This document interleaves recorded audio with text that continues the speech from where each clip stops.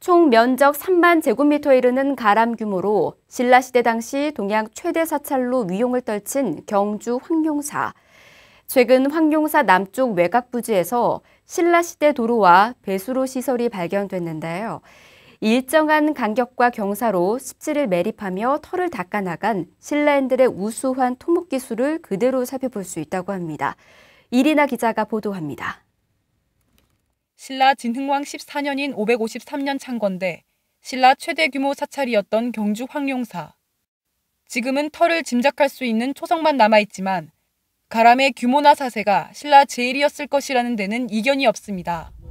지난해부터 황룡사 남쪽 담장외곽 정비사업 부진에 유적 발굴조사 작업에 한창인 신라 문화유산연구원이 최근 신라시대 당시의 도로와 배수로, 황룡사 대지 축조방법을 알 수 있는 의미 있는 유적을 확인해 화제입니다. 황룡사와 동궁을 연결하는 동서도로와 황룡사 동쪽에서 분황사로 연결하는 남북도로가 확인됐습니다. 도로 한쪽에는 너비 1m의 배수로를 설치하고 메우는 방식으로 도로를 확장했으며 황룡사터는 습지를 매립해 조성한 것으로 밝혀졌습니다. 신라의 수도인 경주에서 이와 같은 자료가 보고된 바는 없습니다.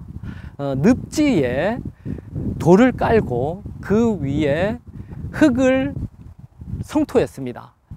방법이 아주 규칙적입니다. 남쪽에서 북쪽으로 성토를 해 나갔고 동쪽에서 서쪽으로 성토를 해 나갔습니다.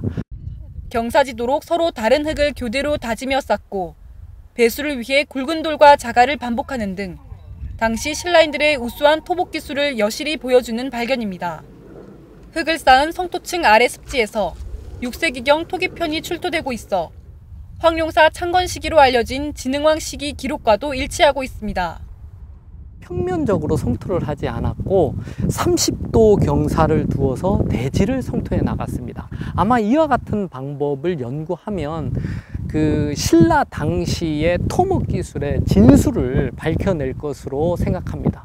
신라 문화유산연구원은 도로와 습지를 비롯해 황룡사 서남쪽 경계 부근의 우물을 발견하고 이 속에서 당시 신라시대 지방관직 촌주의 이름인 달론심 촌주가 새겨진 청동 접시를 발굴했습니다. 의뢰용으로 사용된 용기이지 않을까. 이유는 이제 같이 공반되어서 출토된 유물이 제사라든지 의뢰용으로 사용되는 유물들이 같이 출토된 것으로 봐서는 일반 용기가 아닌 특수한 의례적인 그런 용기가 아닐까. 청동 접시와 청동 손칼, 납작한 편병 등 토기와 복숭아씨, 생선뼈도 발견돼 당시 신라인의 식생활도 짐작할 수 있을 것으로 보입니다.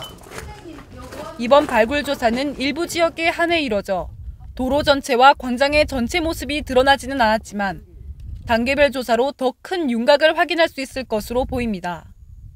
BTN 뉴스 이리나입니다.